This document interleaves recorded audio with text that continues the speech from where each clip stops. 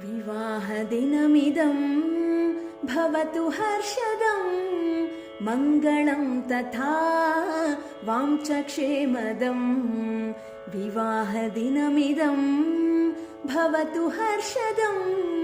मङ्गलं तथा वाञ्छक्षेमदं प्रतिदिनं नवं प्रेमवर्धतं शतगुणं कुलं सदा हि मोदतं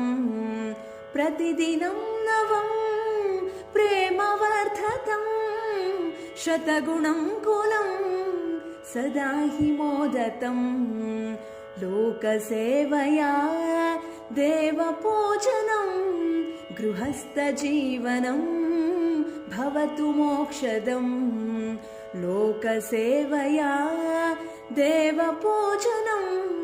गृहस्थजीवनं भवतु मोक्षदं विवाहदिनमिदं भवतु हर्षदं मङ्गलं तथा वाञ्छक्षेमदं मङ्गलं तथा वाञ्छक्षेमदं मङ्गलं तथा वाञ्छक्षेमदम्।